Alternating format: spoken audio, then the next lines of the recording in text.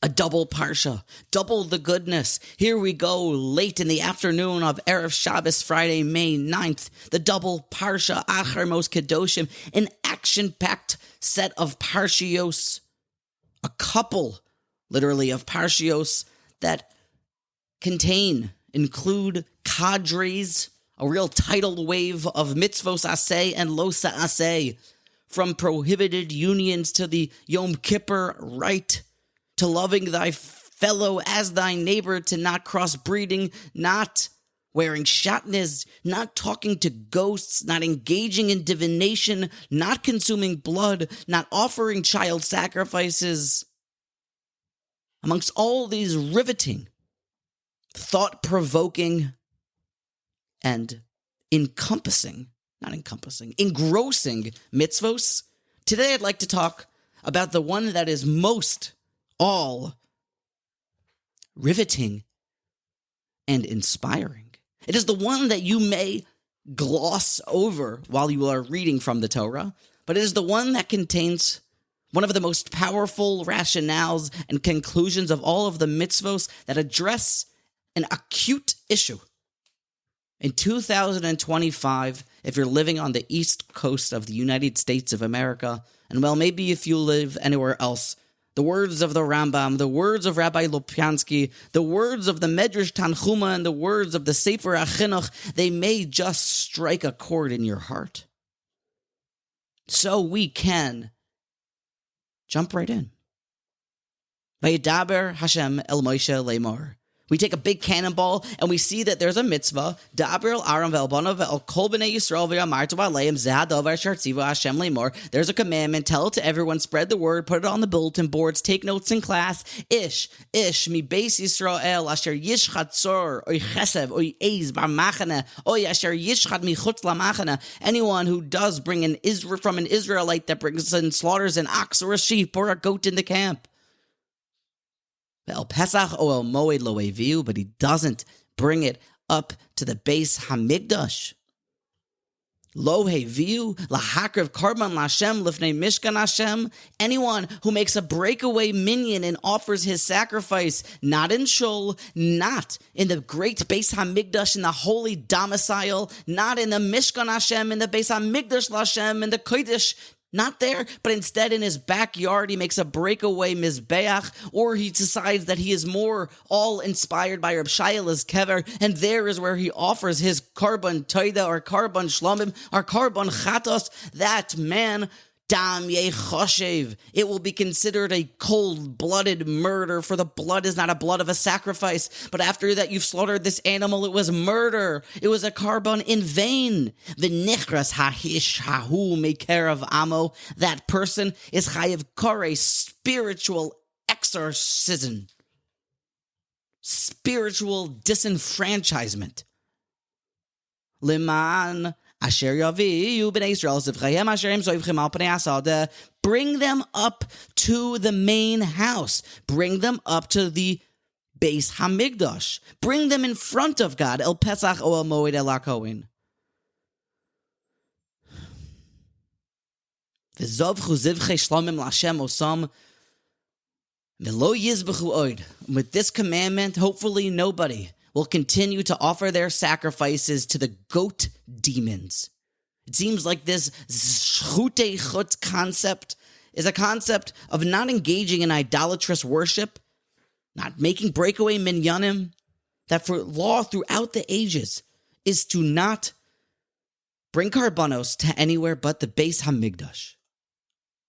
To unpack this commandment, Mishnah Torah, the chosen temple, the holy Rambam, chapter 1, describes kind of the other side of the coin of this mitzvah, if you will. The Rambam says as follows. Mitzvah saseh la'asos bayis l'Hashem. It's a positive commandment to make a house for God. Muchan liyoks makrivim boyar karbonos, that is fully prepared to offer sacrifices. V'choygigin love shalosh pa'amim bashana, and a place that the Jewish people should go up 3 times a year. Shenemar v'osoli mikdash. The Rambam continues. There's a mitzvah to build a Beis HaMikdash and kivon shenivne hamukdash hamikdash beYerushalayim, once this holy house this epic and spectacular temple has been built in Jerusalem. Ne'esru kol hamekomos kulon livnos bohen bayis laHashem ulahakriv bohen karbon. The commandment to build a home for God contains within it, Rambam writes, an aspect of not offering karbanos anywhere else. There is to be one house of worship. Ki basi base to feel like kol ha'amim, not your backyard. The Medrash Tanchuma explains in an epic mashal of how we're supposed to make sense of, as we're digging deeper here, what the real lesson of Shchutei Chutz is. It gives a mashal about the building of the Beis HaMikdash and why it's also further obligated to have this centralized offering rule. A mashal l'mo hadavar doime, a parable. L'ho ashir. There is this famous philanthropist, a wealthy person, Gadol, Jeff Bezos, Bill Gates, Elon Musk, Larry Ellison, ve'ein lo isha, but they do not have a wife. I fact-checked all of those individuals currently do not have a wife, so they are all good mishalim, and those are the top 4 wealthiest people according to Forbes. Ein beso bias. The wealthy philanthropist who's got it all but doesn't have a wife doesn't have a house. Lama. Kishahasorisim boim, when guests come, distinguished individuals come to stay. Hu omer lechu lechanos b'mochem acher. Well, I don't really have food here. My paradise home down in the south, you can have all the vodka you want, and we have the most exclusive yachts. But if you don't have a wife, there's no bread, there's no water, there's no hominess, there's no coziness, there's no established home. Lama. She'ein lo bayis v'lo isha. He's just got nothing. He's lacking being solidified and established in a very regular kind of routine-like life. He's everywhere because he has a private jet, but he's also nowhere because he doesn't have a set home and a set wife. Natal Isha, when he takes a wife, he can tell all the distinguished clients and investors that come to his home, you can stay here. If you ever have a document that needs to be signed, if you never need a place to stay, now you have my address. Bring it home. This is my address. I have a wife. I'm established. I am grounded. Kach, so too. Kol yomim ad shalohem in Moshe oil moed, all of the days until Moshe Rabbeinu established a house for God in oil moed. Hayu akarbonos karbon b'chol makom. You could have brought a sacrifice and met Hashem. You could have traveled the world to find Hashem. You could have gone all over on your private jet like a rich usher. You could go anywhere you want. HaKadosh Baruch Hu is all accessible. HaKadosh Baruch Hu is the usher. But once Moshe Rabbeinu built the home, now the karbanos. Now where is Hashem found? Everything is to be sought after in one place, in the Mishkan Hashem. Shenemar vayishlach asnari b'nei Yisrael vayalu olos. The Medrash Tanchuma continues. The Borei Olam is called the usher that has everything. He's wealthy beyond wealthy. He has so much that he has bakol, mikol, and kol. The Asher Sheba Ashirim. Ad Ein Sof La'olam Voed. And he was all accessible. But a bias, but once the Beis HaMikdash has been created, that's Hashem's house. Hashem has an Isha. The Jewish people are there. That's where is his home. That's where God can be found. And that's where we offer our fancy Tu B'Shvat platters to him. And that's where we bring up our yearly gifts. That's where we bring our investment money. That's where we go ask the boss for some paid time off. PTA. That's the Beis HaMikdash. And Shchutei Chutz means that anyone who goes elsewhere to engage in their Judaism, it's like trying to find the billionaire philanthropist in his yacht that's parked in Tahiti. But that's really already old news. He hasn't visited there for years because he's now well established with a Eishes Chayil living a normal and healthy and productive life in his nice mansion at the top of the hills of Mount Moriah in Jerusalem. Shchutei Chutz is going to the unestablished, wandering in the middle of the desert type of makom. Shemos Rabbah 33:3, another medrash says this in similar song. It sings it to a different tune when it says, "Take from me truma, pischu li achoisi rayosi, ad mosai mishalich below bias."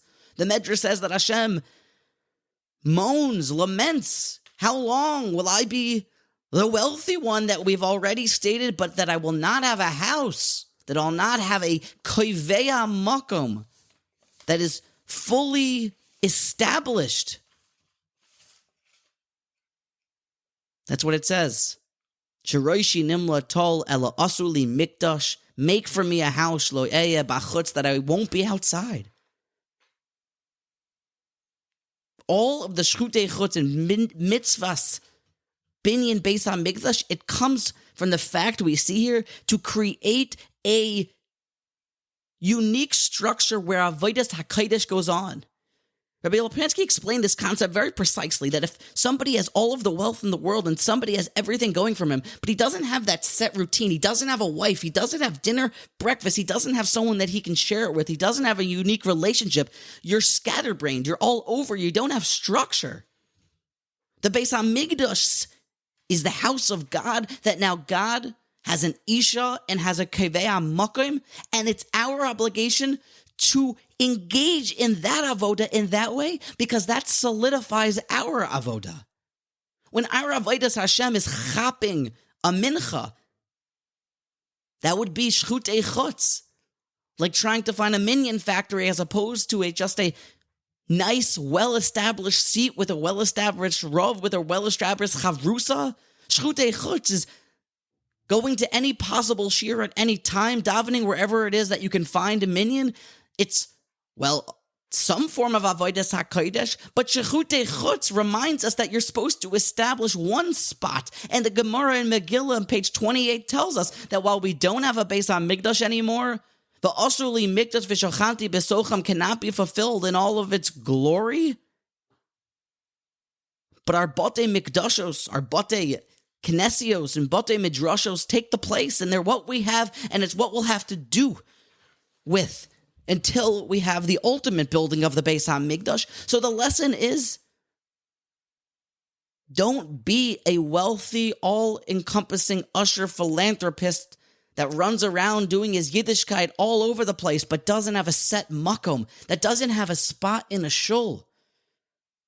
The older generation doesn't struggle with this as much, but the younger generation, we constantly find ourselves chapping minyanim, running to minyanim, running to different shmuzim, and to different gaboyim, and to different balei tzedakah, and to different... There's no routine, there's no life with a wife in our Judaism. Many people don't have a rav, they'll just look it up in a sefer. But that's Judaism before it's ossified and been established. Our Batei Mikdashos, Batei Midrashos, and Batei Knesios are to be like the Beis HaMikdash, and Shchutei Chutz would be to go elsewhere and think that davening while with 10 men in the office is just as good. It is not keva. It is not established. And it does not feel solidified and concretized. It's like being wealthy without a wife, without having structure. The Sefer HaChinuch continues in this same niggin in Mitzvah 306. But for the sake of time and bathing the kids before Shkia, we're going to jump to what Rabbi Chaim, Yosef Chaim Shchutei Chutz, had to say at a Moetzes Gedolei Torah meeting in the 1960s. Shchutei Chutz is the Orthodox Ashkenazi rabbi, the son of Reb Aaron Kotler, one of the Rosh Yeshivos of Beis Medrash Kavoya, who established Lakewood-style kollels in more than 30 cities worldwide and pioneered an established community kollels and afternoon of Torah study for Balabatim. He was a Rosh Yeshiva for 19 years, and in one interview, an old audio clip, the moderator asked the question of, in a Torah community like Lakewood, what is it that we should look out for that may derail some of our success? Some Gedolim said we need to make sure that we are very scrupulous in our business. Some Gedolim offered that we need to make sure that our... Can't remember. But Reb Shner, I remember this one. So we need to make sure that people have spots in Minyanim, and people have connection to their rabbeim, their rav, to ask questions to, and they're not finding it that they can have breakaway minyanim and daven in their basements and really become their own ravs because they do have Torah, but it needs to be where life has koiveya situations. In the out-of-town community, you naturally have this. Everything goes through the rabbi. All of the leadership goes through someone who is a verified and bona fide leader. The rules for the Kiddush, the rules for the girls' school, the rules for the JCC, the rules for the minyan, the rules for the restaurant. He has the ability to give hadracha and see things through the eyes of the Torah in a way that is unbiased. And just how shockingly right Reb Shner is, there is so much paskening without rabbis, and so many people that feel disconnected because they merely daven in a place that's like Shchutei Chutz, that's just a basement minyan or a marav in someone's house. It's Judaism, but it's Shchutei Chutz.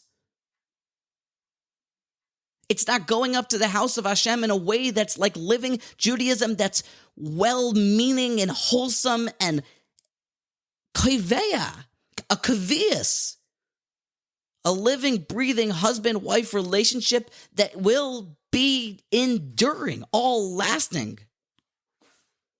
That's the problems that one needs to watch out for, said Reb Shner. Bezman hazeh, we must congeal as much of our Judaism, and I mean congeal, like solidify, and make things that you have a place in a shul and a chavrusa that's set in the morning, and it's well-meaning, and it's wholesome, and it's not running to hear this Rav speak, and then chapping a chavrusa here, and then maybe, okay, that's not working, let's try something different. It needs to be non-Shchutei Chutz oriented, and davka, and specifically going up to the house of Hashem, and entrenching, and believing, and formalizing, and solidifying our avodas Hashem. That is the crucial takeaway from Shchutei Chutz.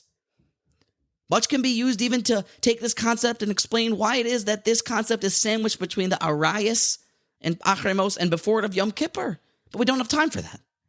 What we do have time for is to internalize the lesson that get for yourself a rabbi, an old and wise rabbi. Let him know your situation, that he can help you in life. You can find a minyan that you go to constantly. That is your place. Buy yourself a stender, plop it on the table, be there, and to the point that you are there and so now set with your wife and your house, and you are finding yourself in a place, and you feel like if you were in that minyan that people would ask, hey, Johnny, where were you? That is what it's supposed to be like when you're serving Hashem at the place that you're supposed to be, in a koiveya ofen, and not like an usher that doesn't have a house.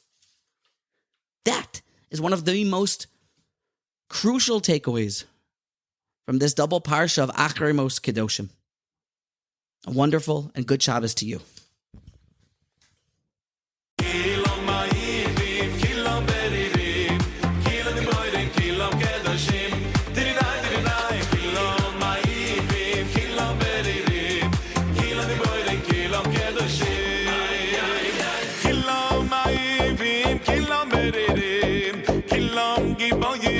Kilam kedosh